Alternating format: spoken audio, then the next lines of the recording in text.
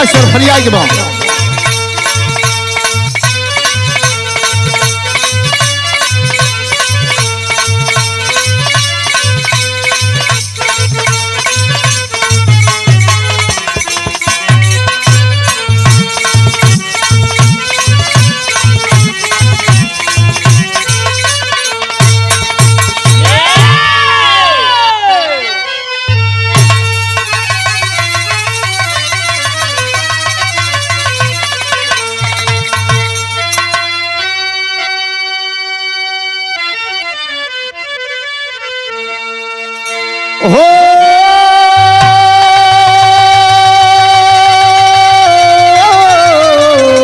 हो राम।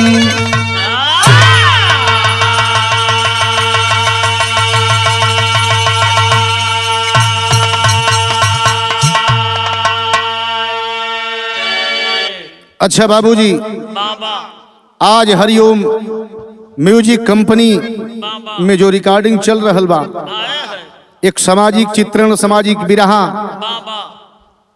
इस दुनिया के लोग कैसे हैं?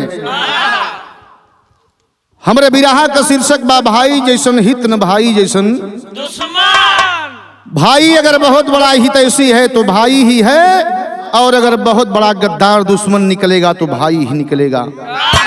यह बिरहा हमारी बिरहा के अच्छे कलाकार हमारे छोटे भाई अर्पित वर्ल्ड म्यूजिक चैनल से बिरहा जाएगी, और बिरहा को आप लोग लाइक और सब्सक्राइब जरूर करिएगा, कमेंट करिएगा। एक अदना सा कलाकार, छोटा सा कलाकार गायक विजयलाल जौनपुरी, आप श्रोता बंधु उनके चरणों में कोटि कोटि नमन करते हुए अपने बिरहा की शुरुआत करने जा रहा है। मास्टर साहब बिरहा का मेन निचोड़ भूमिका में हो जाला। कवि जी 4 लाइन भूमिका के अंदर भाव दिले हुन। आवा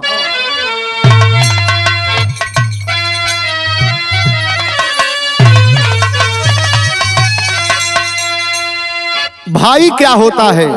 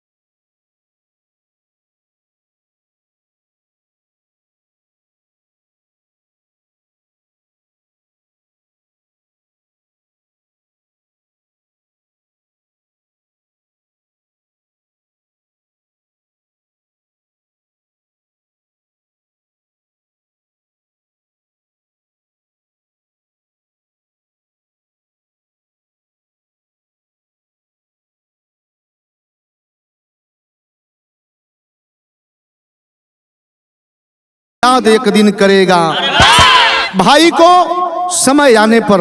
बुरा भाई है तो भी, भला है तो भी, हितैषी है तो भी, दुश्मन है तो भी समय पर अपना असर दिखा देगा। कव्वाली का तर्ज बड़ा पुराना सुरेश मास्टर। आवा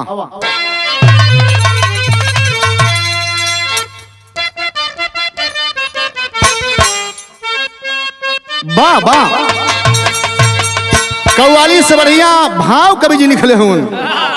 यह संसार के विषय में, संसार क्या है, हर रोज हर क्षण बदलता जा रहा है, इसलिए कवि जी भाव लिख रहे हैं। क्या वाह।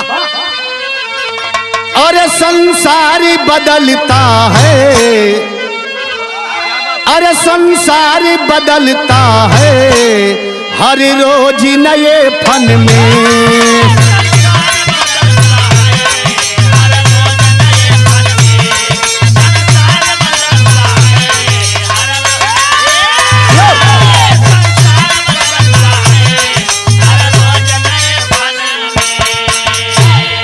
संसार बदलता है, हर रोज नए फन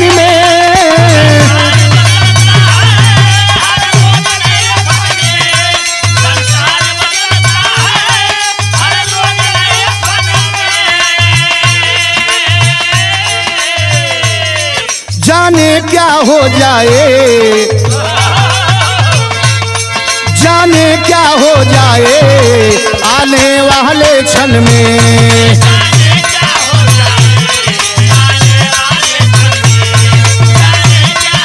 वाह, बहुत अच्छे, वाह।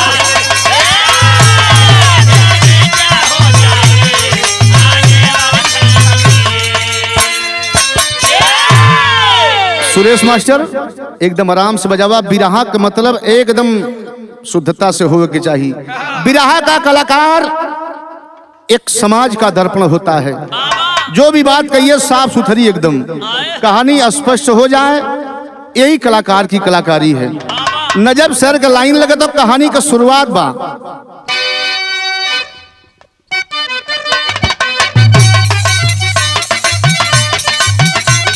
वाह वाह।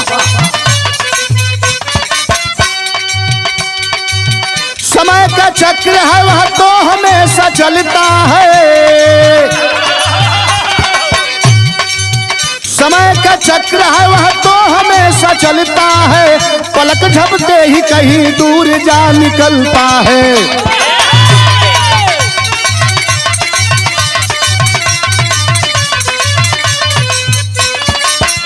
समय का चक्र ऐसा है बाबूजी, पलक झपत झपत बदल जाला। कहानी कहाँ कमा? करमपुर चक्का बाराबंकी की कहानी है, करमपुर चक्का बाराबंकी की कहानी है, सिधारी श्याम देई छोटी सी किसानी है।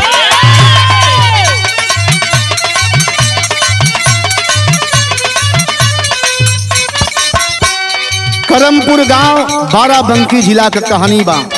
सिधारी और श्याम देई दोनों पति पत्नी हैं और छोटी सी किसानी में जीविका चलावत हूं, लेकिन मालिक गोद में बेटी बेटा कष्ट दिया मास्टर। हुए दो बेटी दो बेटा चमन गुलजार हुआ, समय विपरीत हुई हादसा पार हुआ।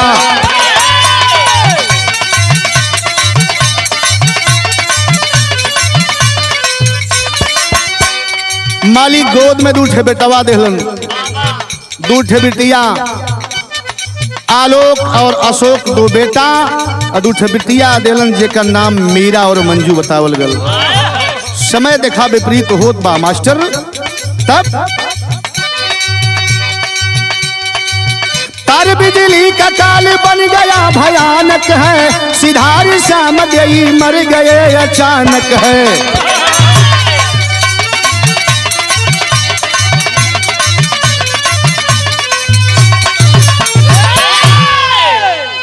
ए भैया बात के समझला। करमपुर चक्का बाराबंकी का कहानी बा और सिधारी और श्याम देई दोनों पति पत्नी हुन, मालिक गोद में बेटी बेटा देले हुन, दो बिटिया दो बेटवा। चलत बा जीविका चलत बा, बेटी बेटा पढ़त लिखत हुन। यही ठंडी के समय में जौनबा सिंचाई करे बदे खेत में गयल हुन। दोनों पति पत्नी टार्च लेके फावड़ा लेके चलल हुन, सिंचाई करत हुन। धीरे धीरे घड़ी 12 के पार होत बा, 2 बजल बा। वही समय श्याम देई बैठल हन खेत में। सिधारी कहलन तनी सब पानी देख ले, नाली में कहीं टूटल नहीं बा। जाए लगलन, बाबूजी बिजली का तार टूट करके गिरा था, वही तार में फंस गईलन। छटपटाए लगलन। श्याम देई सोचलिन कि सैया गईलन, घूम के नाही आइलन, कितनी समय लगल। दौड़ के दुल्हन गईल बा, देखलस कि हमरे सैया के कहीं छपटियात होन। समझ नहीं पौलस, जाए के जब वहीं पकड़ ले बा हाथ। वही समय बाबूजी पति पत्नी के बिजली के करंट से असमय में मृत्यु हो जाती है। रात बीत गई बा, दोनों लाश वही खेते में पड़ल बा। कुछ लोग शौच के लिए सुबेरा हुआ है गए हैं तो देखे कोलाहल मच गया। गांव में खबर जाती है, उठा के दोनों लाश बाबूजी दरवाजे पर जौन इसमें गईल बा।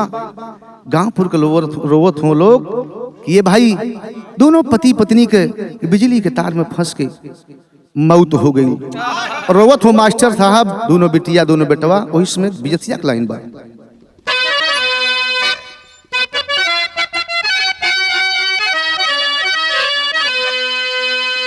रोवला या लोकिया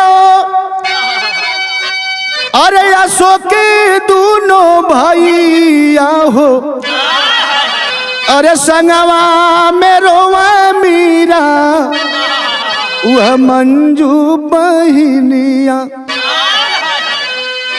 बरहर या लोकी सम झाव सब लोगवा हो कह रोवले से बेटा ना वो राई जिंदगनिया। गांवपुर के लोग समझावत हुआ ए बाबू आलोक तू सबसे बड़ा हुआ रोवले से बेटा ई जिंदगी न कटी माई बाबू चल गिलन तनी सा दिमाग से काम ला और का कहत हुन एक दिन दुनिया से अरे सब कोई चली जाई है कह जिए जे कर जब ले ली खलबा दाना पनिया। ए बाबू रोआ मत एगो बड़ी ऊंची बात गांव के लोग समझावत हो बेटा के कवनो बहाने के करी अरे कैसे मौतिया हो अरे यह नहीं जान के विधि का विधनवा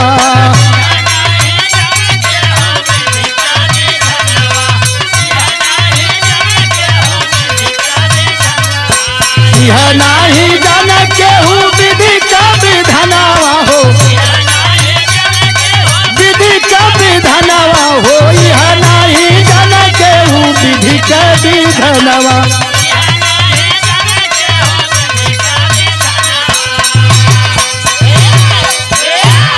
अरे बाबूजी गांवपुर के लोग समझावत हुए बेटी बेटन के बड़हर अलोक खून सबसे बड़ा भाई। ए बाबू रोवा मत दुनिया का काम हो आना जाना जग का खेल बा तो रही ऊपर नहीं बा माई बाबू मर गिलन समय से क्रियाक्रम कैदा अपने भाई के और दोनों बहन के समय से पढ़ावा लिखावा आगे का कारोबार आपके कंधे पर बा। इतनी बात समझोले के बाद में बाबूजी धीरे धीरे माई बाबू के क्रियाक्रम कैलन कैले के बाद धीरे धीरे पढ़ाई लिखाई करे लगलन बहन के पढ़ावा लगलन भाई के पढ़ावा लगलन अपना पढ़े लगलन। धीरे धीरे समय बीत गई इंटर पास जब कैलन आलोक वही समय मास्टर साहब एगो खुशी का लहर दौड़त बा परिवार में गीत लगल बा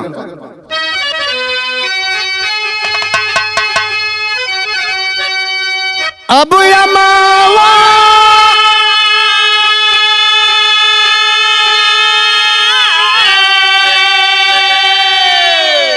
अरे अमावा तफरेला धावधी के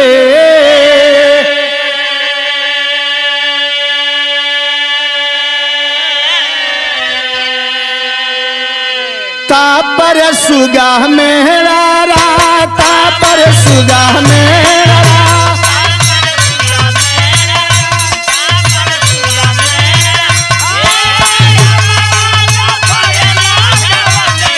बा बा बा तापर सुगा मेरा तापर सुगा मेरा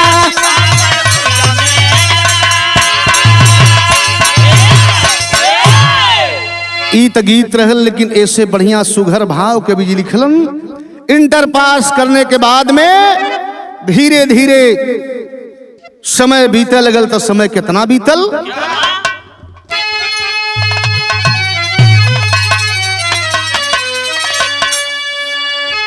अरे बीतल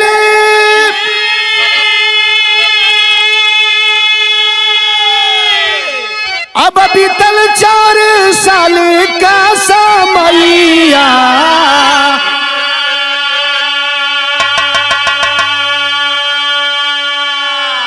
और साजे सपना या लोग साजे सपना या लोग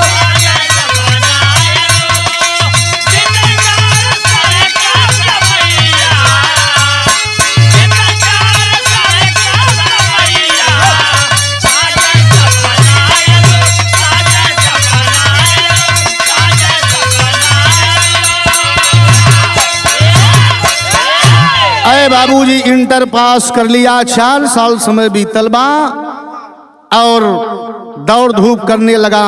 4 साल बीतल तो देखा भयल का चलल आलोक जा मावता कदिरिया।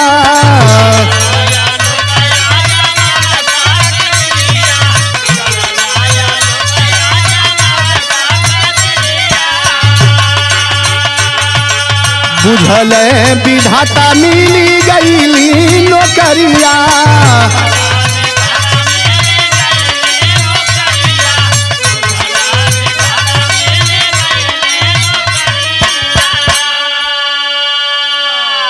सीमावा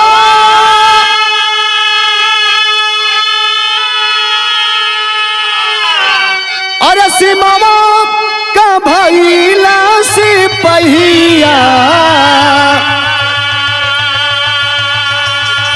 साजे सपनायलो अरे बाबू खुली भर्ती हो रही थी और मालिक मर्जी भइल आलोक जवनबा जाय के भर्ती देखलस। मालिक मर्जी भइल परिवार में एगो खुशी के लहर दौड़ल। नौकरी पर हो जाता है आलोक, फौज की नौकरी पा जाता है।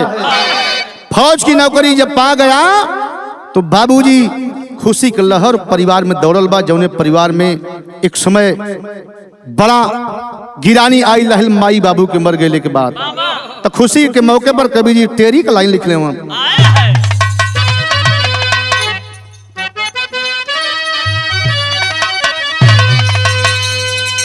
सहनाई शुभ की घड़ियों में बजी।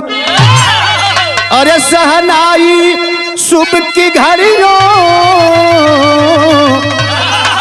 हो सहनाई शुभ की घड़ियों में बजी। अबिरल मंगले या भालेती अंगड़ाई। अरे बाबूजी नौकरी पाए गेलन और नौकरी पाए गेलन तो धीरे धीरे 4-6 महीना के दिन बीतल बा। गांवपुर को लोग जुट के कहे लगलन ए लोग बचवा शादी कर लेता। घर में अगर दुल्हन आ जात तो 2 रोटी बना के देवल अगर परिवार संवर जात। अब देखें यहाँ पर चौक लगल बा।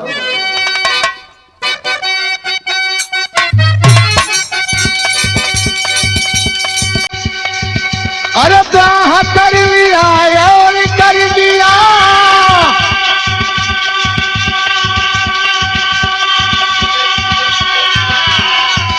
अरे बहने चली गई ससुराल।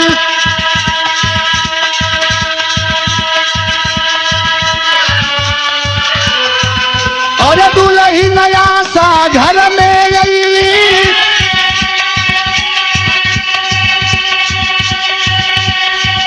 अरे गोदी में भयंकुर लाल।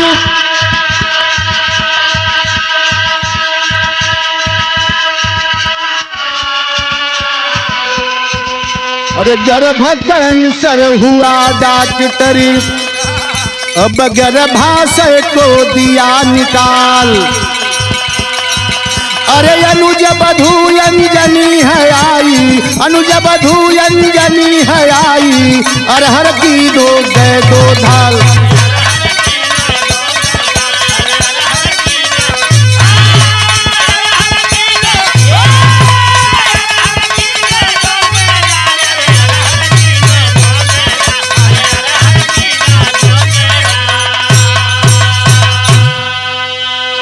तनी सा कहानी पर आप लोग ध्यान दीजिएगा। दोनों बहन का शादी कैलस, आपन शादी कैलस, दुल्हन आ गई घर में। दोनों बहन का शादी कैलस, समय बीते लगल, भाई की भी शादी कर दिया। दुल्हन आशा फौजी जवान के दुल्हन के रूप में अलिन। समय बीते लगल, धीरे धीरे जवन बा भयहू भी आ गई। अशोक छोटा भाई का दुल्हन। अनुज बधू अंजनी हयाई अरहर की हो गए 2 दाल। अब 2 बहू आ गई, लेकिन देखा फौजी जवान के दुल्हन के जौन इसमें एगो बड़ा सुंदर होनहार लड़का पैदा हुआ जिसका नाम अंकुर बताया गया। लेकिन बाबूजी कुछ दिन बीतते बीतते गर्भ कैंसर हो जाता है और डॉक्टर बता दिया कि फौजी जवान से ऐसा है अगर दुल्हन आपके पास बेटी बेटा है या नहीं? कहा डॉक्टर साहब एगो बेटा है। कहा भाई देखिए आपके दुल्हन को गर्भ कैंसर है, गर्भाशय को निकलवाना पड़ेगा अन्यथा दुल्हन की जान जा सकती है बीबी की आपके। कहा सरकार एक ही बच्चा है, संतोष से बीबी हमारी बच जाए। ऑपरेशन हो गया गर्भ कैंसर का, सिस्टम सारा निकल गया, अब बच्चा नहीं पैदा होगा। धीरे धीरे अब फौजी जवान समय बितावल लगल। ओकर छोटका भाई जवन बा जेकर नाम अशोक बा, वहू को दुल्हन आइल बा, लेकिन बेटी बेटा नहीं हुआ। दिन भर खेती गृहस्थी काम करे और किसानी का काम करे। ओकरे बाद में जाके एगो डॉक्टर के यहाँ चौराहे पर बैठ करके अपना समय पास करता था। समय पास करत बा, इतने में वो डॉक्टर दिनेश नाम था। वह कहा अशोक भाई आपका भाई तो फौजी जवान है आलोक, रुपया पैसा कमाएगा, कुछ दिन जब तक चलेगा तो ठीक है, नहीं तो एक दिन दोनों हिस्सा बटा जाई तो कमजोर पड़ जावा। यही लिए कुछ तो हूँ कमाए के बिजनेस के विषय में सोचा। कलन डॉक्टर साहब भाई हमारा ठीक है, भैया हमारे बढ़िया हूँ। कलन नहीं आज बढ़िया हूँ कब बिगड़ जाई हैं। यही लिए कलन तब कलन एगो काम करे के पड़ी, तमाम रुपये मिली। कहला कौन काम? कलन कोई के लड़का खोज के लिएवा किडनी को 2 लाख रुपया तो के मिली, जितना लिएवा खोज के। अब दिमाग में पहले तो मानत नहीं है बात, लेकिन दिमाग में धीरे धीरे बात चले लगल। 2 लाख रुपया समय बीते लगल, 1 हफ्ता बीतल, बात पिंच करत हो कि पैसा कमाए के बाद। अब धीरे धीरे समय देखा, अब आवत हो परिवार पर, फिर गीत लगल मास्टर था।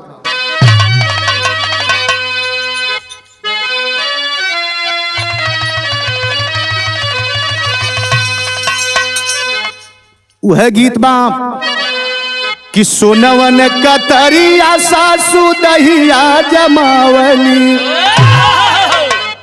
गीत कोनो सुरेश मास्टर पुरान ना होले, ओके कहा बढ़िया से, कोई का नकल जिल मारा, अपने लय में बोला। तब सोनवन कतरिया सासू दहिया जमावली, अमृत डालली जो रनवारा हो कांधा मन मोहे।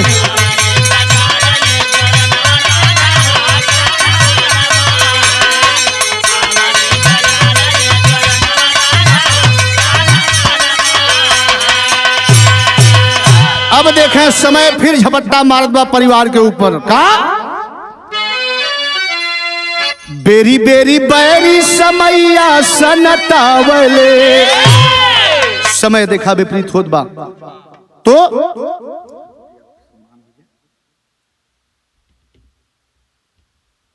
ये जिस चैनल से हमारी ये बिरहा जाएगी, उस चैनल के मलिकार है बड़े अच्छे गायक अर्पित सिंह। अर्पित वर्ल्ड म्यूजिक चैनल पर ये हमारी बिरहा जाएगी। आप लोग सम्मान दीजिएगा और सब्सक्राइब करिएगा, चैनल को लाइक करिएगा। लेकिन समय देखा का देत बा झटका।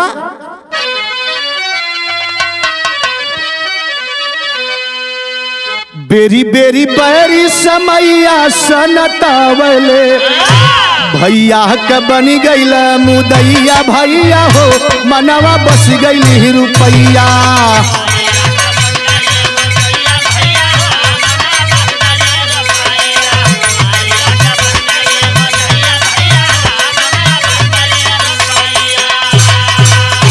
भाई देखें विचार बदल गल बा।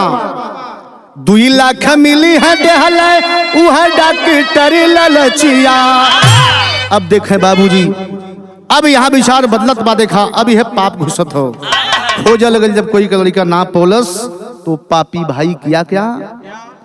2 लाख मिली है देहल डॉक्टर ललचिया, अंकुर के उठावला अशोक भइली रतिया।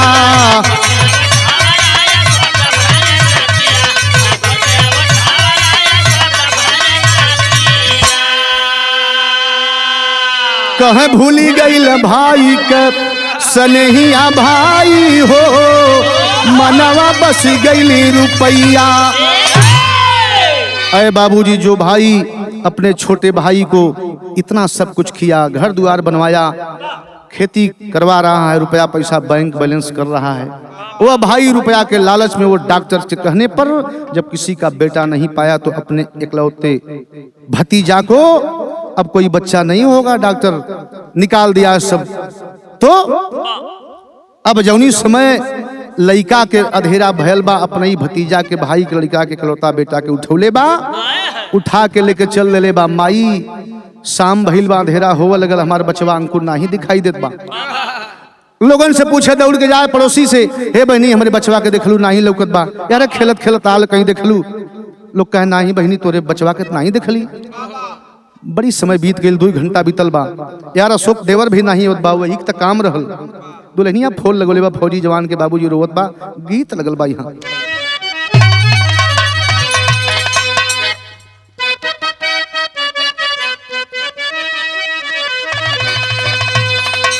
काओ बताई कुछ नहीं सहाला हमरे सजना, असहाला हमरे सजना, असजव से सुगनवा ना देखाला हमरे सजना।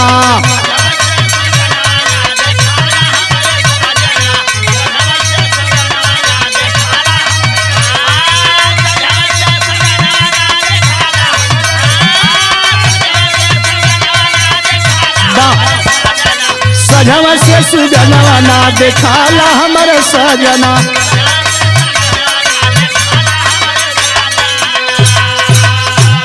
रोवत हो फौजी जवान बोलल, हेलो। दुल्हन से पूछत बा का बात बा, बचवा बबुआ ठीक बा न? आंस गिरल गल। बाबूजी कांपती आवाज में बोली, सैया अंकुर बचवा के बड़ा खोजली, 2 घंटा बीत गल, तो हर भाई अशोक कहीं चले गल हुन, बचवा नहीं दिखाई देत बा। कल कहाँ कहाँ खोजलू? वही समय कलेजा धड़कत है, को बात और कहत बा, चारों ओरी खोजली, अरे नहीं मिलल लाल हमरे सजना, अजियारा काहे कतहू ना अमाला हमरे सजना। रोवत हो कहत हो, रो के कह लगल तो देखा फौजी जवान आवाज कांपत हो, हलो हलो बोलत बा, आवाज रुक जाए, लेकिन गीत हमरे मर्जी से अच्छा लग गल बा। यहाँ कहदा भौजी भैया जी से,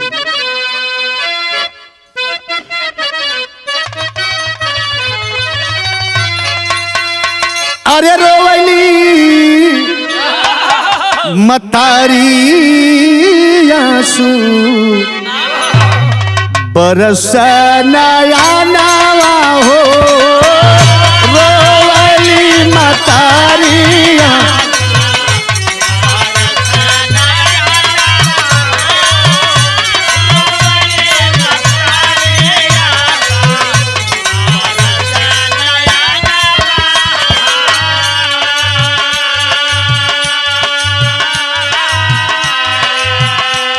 रोवली मतारी आंसू और बरसे नया नवारा, सजवा से देखाला नहीं, सजवा से देखाला नहीं, गोदिया का सुगनावा हो।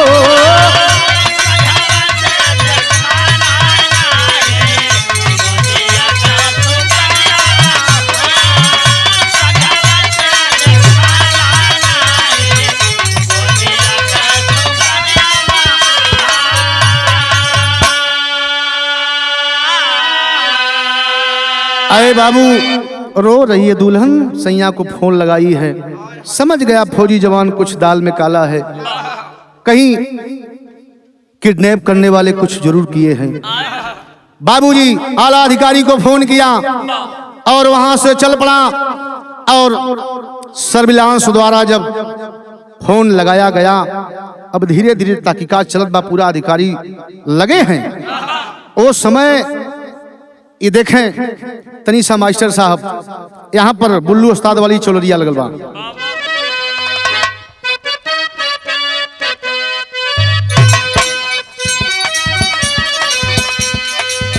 बाबा हमें बोलावे पानी, बाबा हमें बोलावे पानी के बहानवा हो सजनवा कैसे आई अंगनवा ना।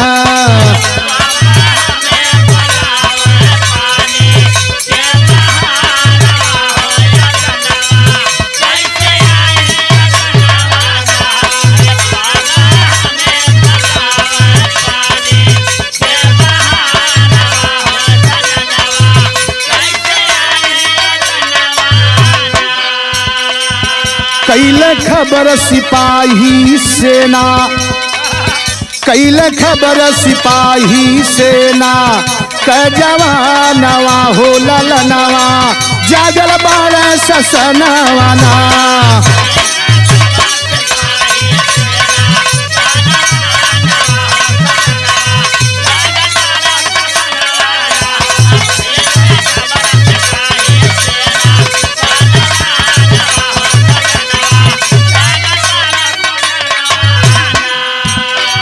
तत्परता है पुलिस दिखाई,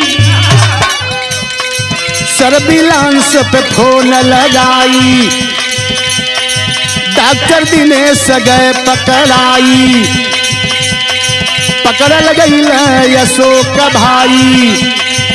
अरे अंकुर भयल बरामत रामा, अंकुर भयल बरामत गोदिया कैसु गानावा हो ललनवा जागर बारे ससनवाना।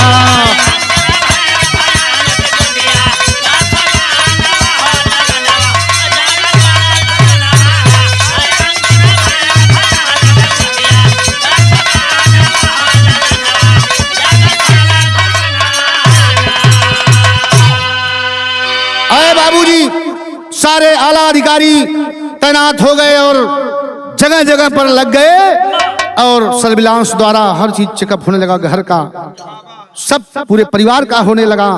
और जहां वो डॉक्टर के यहाँ अशोक बैठता था वो डॉक्टर थोड़ा लोग जानते थे कुछ गड़बड़ है। सर्विलांस द्वारा पता लगाया गया। उसी समय दिनेश डॉक्टर जब पकड़ा गया, मोबाइल चेक हुई, जब फोन हुआ था अशोक छोटे भाई से पता चला, और जब पता चलल बा वही समय बाबूजी पकड़ा गया, भाई भी पकड़ा गया और डॉक्टर दिनेश पकड़ा गया। भाई देखा कि जिस भाई को मैं इतना मानता था वही मेरा भाई मेरे एकलौते बच्चे के लिए, पैसा के लिए मेरे बच्चे का अपहरण कर लिया। अंकुर तो बरामद हो गया बाबूजी, लेकिन हथकड़ी लगल बा, जेल जाए लगल, यहाँ गीत लगल बा हंसी हंसी पनवा।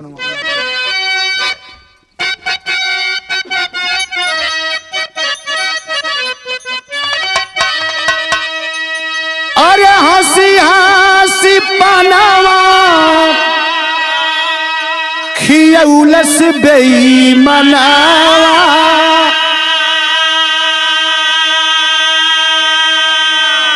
अपने बसेला दूरंदे कोरी रे चुनरिया में दगिया लगवलस, मारी के काले जावा में थे। फौजी जवान खड़ा है, एकदम ठकमुर्री पकड़ ले बा, भाई की तरफ देख रहा है। दुल्हन रो रही है, कैसैया जब उन्हें भाई के तू भाई समझला, आज वो भाई कसाई निकल गल। दुल्हन रोवत बा, झरझर झरझर आंसू गिरत बा।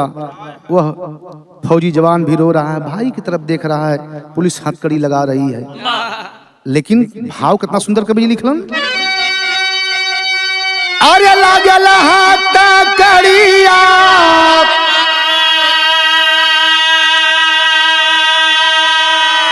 उहया सोक गईल जलिया,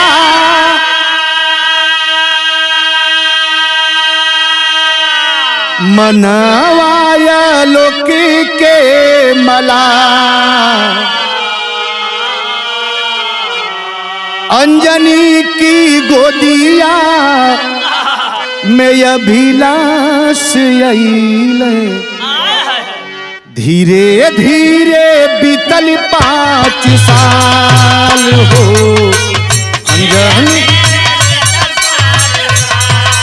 हो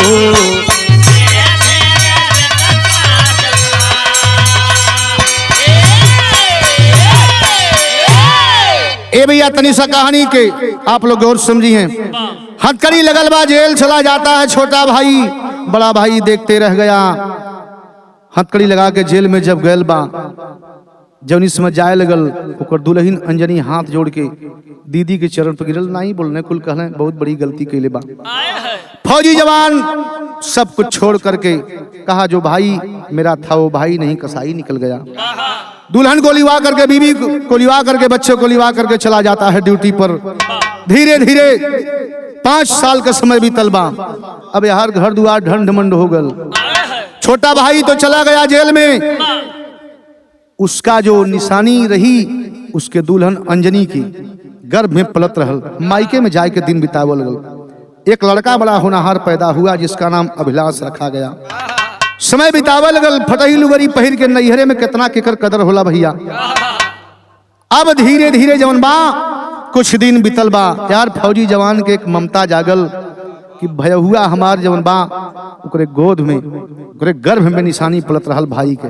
भाई तो जेल है लेकिन का हालत हुई ओकर जानत हो कि मायके में बा। उसके मायके के बगल में एक मार्केट है, उसी में उतरा है। सोचा कपड़ा लिया है, कोई बच्चा हो गया बच्ची, लड़का हो गया लड़की, ले करके कपड़ा मीठा बैग लिया है बाबूजी। फौजी जवान मार्केट से उतर करके जा रहा है। इतने में फिर समय झपट्टा मारा था, मास्टर साहब पपट लगल बा।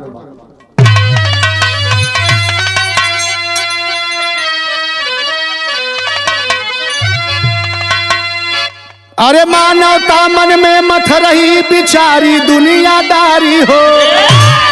अरे मानवता मन में मथ रही बिचारी दुनियादारी हो। चला देखने आतुर हो फुलवारी दुनियादारी हो।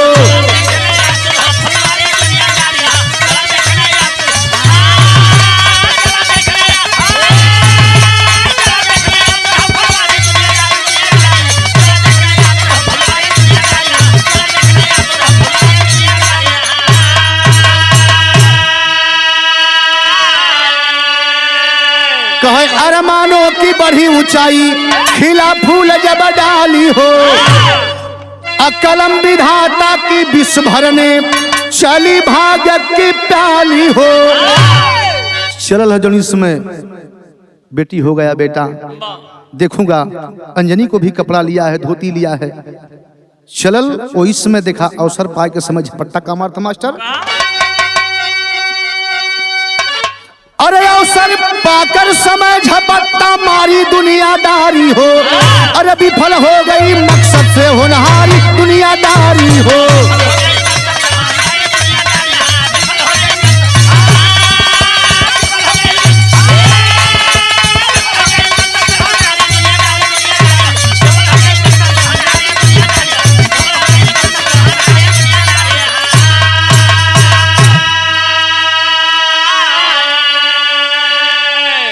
जौनी समय चला है उतर के वो समय कवन देखा विपरीत होत बा। पुरनका अलाह लगल कहे वाला, अरे जे के राखे राम केहू ए भैया, अरे जे के राखे राम केहू, अरे कुछ ना बिगाड़ी भैया।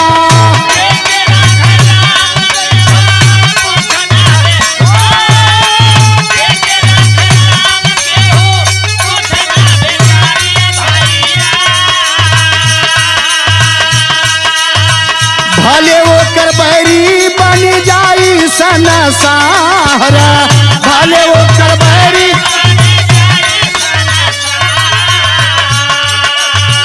गईली अभिलाष साथे अंजनी बजरिया भैया।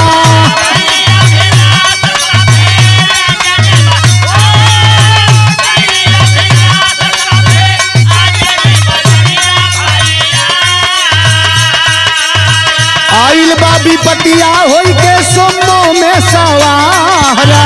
आइल बाबी पटिया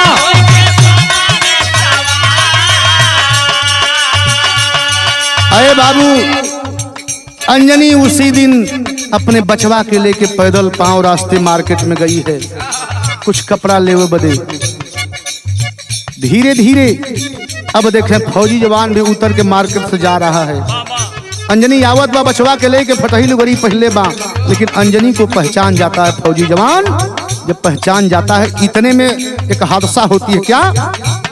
एक सोमो सवार 4 लोग आतताई आए और नकाब में थे बाबूजी। उसी समय उतर के और अंजनी के हाथ से बचवा के छीने लगलन। तब सदर लगल बा, अरे बगले में आके रुकल खुलल ना रवजावा,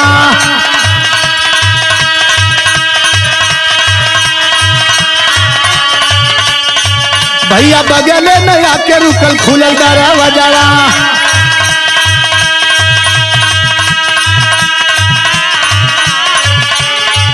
अरे ढकले चेहरवा अपराधी रहला 4,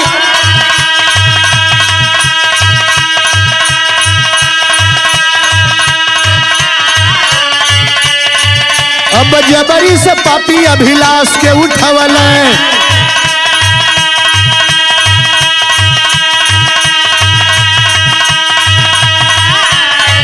अरे अंजनी अकेला आखिर हो गई लाचार।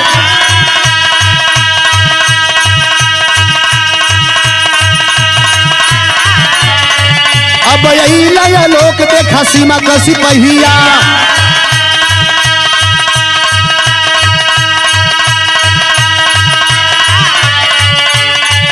अरे चारों अपराधियन से जूझे उस बात।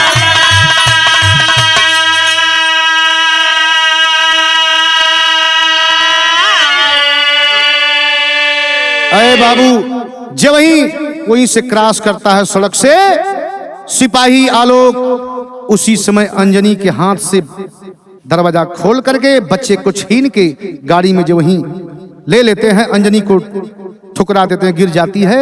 समझ गया तुरंत फौजी जवान झोला वोला फेंक के जवान बा पकड़ के आतताई के पकड़ ले बा और खींच लिया बाबूजी। जब खींच लिया बच्चे एक सहित, तो जो 3 और थे उतर गए। भिड़ जाते हैं बाबूजी, भिड़ गिलन, चाकू ले ललन, चाकू से वार करे शुरू कैलन। फौजी जवान अकेला है। तब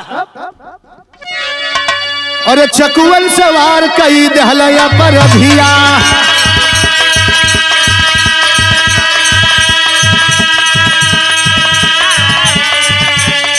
भैया चकुवन से वार कई दहलया पर अभिया।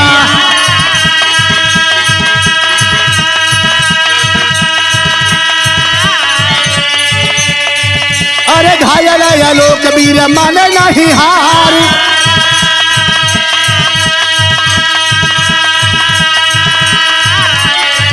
अरे जंपले के बूटावन से मारे पपियनी के, भैया जंपले के बूटावन से मारे पपियनी के।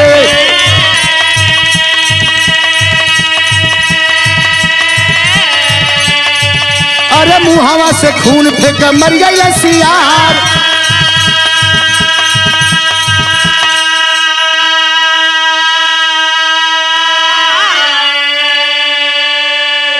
चाकू से इतना वार कर दिए पापी फौजी जवान के, छलनी कर दिए, खून रुधिर बहने लगा। लेकिन जवानी जागल बा जौनी समय, उस समय बाबूजी उछल करके फौजी जवान था और बूटों से मारना शुरू किया थुथुन पर। 4 जने के एकदम थुथुन फोड़ के गिरा दिलस। 2 तो मर गिलन, 2 थुथुन रगड़त हुआ। इतने में बच्चे को उठा लिया, लेकिन उठा के फिर गिर जाता है, खून ज्यादा बदन से बह गया और जब इस समय धीरे धीरे हालत बिगड़ने लगल। इतने में बाबूजी तहलका मच गया, तमाम आला अफसर आने लगे, पुलिस आ गए। इतने में तहलका मचल बा, तो उस समय भयल का अरे धीरे धीरे बिगड़ गया लोक कहलतिया,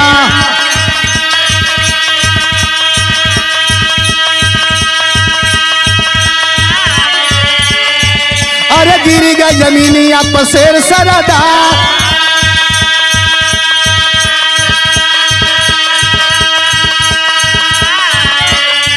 अरे घटना का लागल बा पुलिस के खबरिया, भैया घटना का लागल बा पुलिस के खबरिया।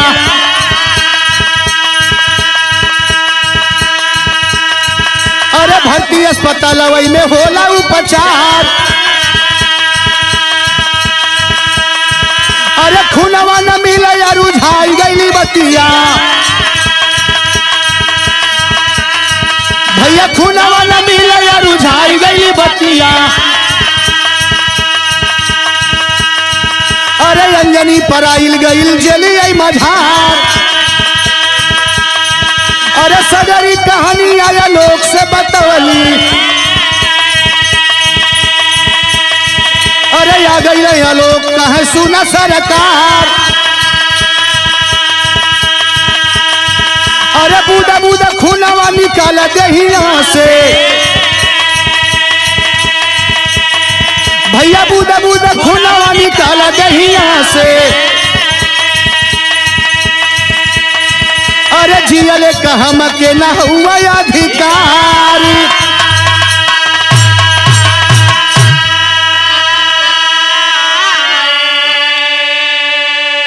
जब वही पुलिस आ जाती है, ले जाकर के भर्ती अस्पताल में करवाया गया फौजी जवान को। वहां से आशा और अंकुर ड्यूटी पर से आ गए। बाबूजी हॉस्पिटल में लोग गए हैं, ब्लड निकल चुका है, ब्लड एकदम खत्म हो चुका है। डॉक्टर कह दिया तत्काल ब्लड चाहिए। इसलिए तमाम ग्रुप जब मिलावे जा लगल, कोई ये ग्रुप ना मिलल। अंजनी जौन बहुरहिया बन के घूमत बा, दौड़ल गईल जेल में। जा करके जेलर से लिखा पढ़ी करा करके कही सैया जल्दी चलिए। जौने भाई के बेटा के तू जवन बा पैसा के लालच में ऐसन कैला, आज वो भाई तोरे बेटा इकलौता बेटा के लिए आज वो दुनिया से जाए वाला बा। ए सैया चल के अपन कुछ कर्म बनाएला, ब्लड दे दा। चल के देखा अगर ग्रुप मिल जाए, शायद मालिक की मर्जी हो। वहां से आया, अशोक जेल में गया, जा करके तुरंत चेकअप हुआ, ग्रुप मिल जाता है। बाबूजी रोने लगा, कहा सरकार हमारे बदन से जितना लहू है निकाल करके मेरे भाई को सर बचा लीजिए। डॉक्टर साहब मैं मर जाऊंगा चलेगा, लेकिन मेरा भाई अगर मर जाएगा तो दुनिया में ऐसा भाई कहीं नहीं मिलेगा। बाबूजी जौनी से ब्लड दहले बा, दे करके ब्लड भाई को ब्लड चढ़ रहा, रोते हुए चल दिया। फिर जेल में जाता है, वहां गया। अब धीरे धीरे फौजी जवान का हालत जब सुधरने लगल, बेड रेस्ट के लिए जब घर पर आता है, यहर दुल्हनिया जवन बा भय हुआ रोवत बा। वहर सैया कभी और यहर बेटा के बचौले बालन फौजी जवान जो ठूक लगे, खाना नहीं खात बा, चिंता बा। लेकिन धीरे धीरे घर जब धीरे धीरे आए गिलन, धीरे धीरे समय बीते लगल। वही समैया अंजनी वही रहती है, लेकिन खाना पीना नहीं खात बा। आज आखिरी लाइन में एक दिन जौनबा आशा दुल्हन फौजी जवान का हाथ जोड़ के अपने फौजी सैया से कले से सैया बहन का हालत देखल नहीं जात बा, एगो बात हमार सुनला। का कल मास्टर खड़ी लगल बा।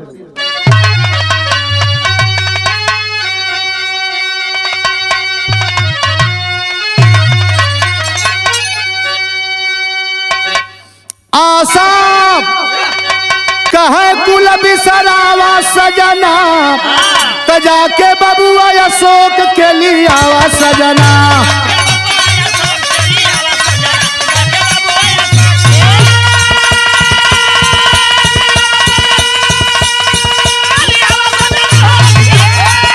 बाबा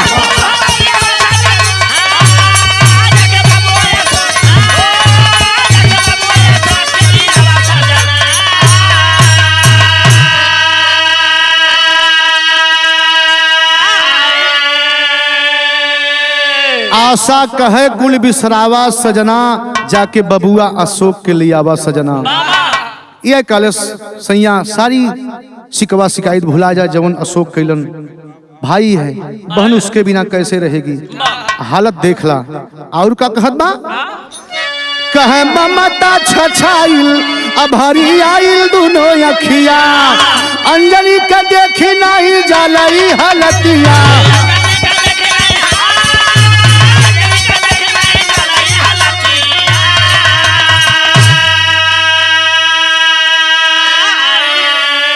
अंजनी के बजी न ठुकरावा सजना, वह जाके बबुआ अशोक के लियावा सजना। हाथ जोड़ी फौजी जवान के दुल्हन के सैया अपने भाई के कसूर माफ कर दा, गलती माफ कर दा। हई जौन देखत हुआ हमार बहिन बा, हमार देवरानी बा, एकरे विषय में न जानत होबा कैसे बितावल बा दिन। का कहलस, कह बिना दाना पानी देले उह दिन वही बिताई। अरे कब्बो कब्बो सुख रोटी ले ले उह खाई।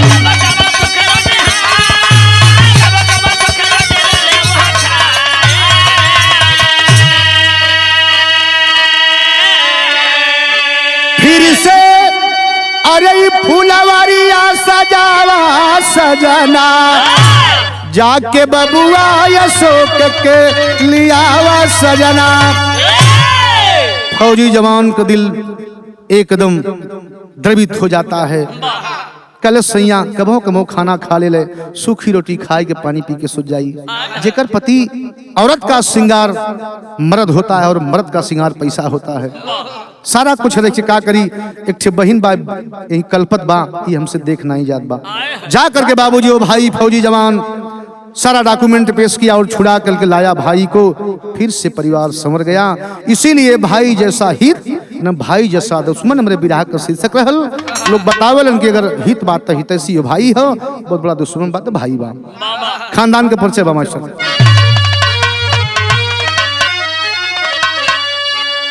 अमर अंबिका बाबू नंदन सारनाथ बैरागी,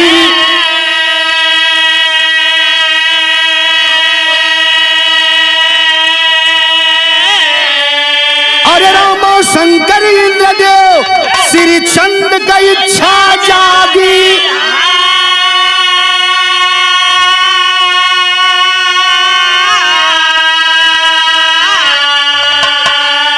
सहनाई सुबह की घड़ियों में बजी, विजयी शिव जगत बगिया से बाहर आई। सहनाई सुबह की घड़ियों में बजी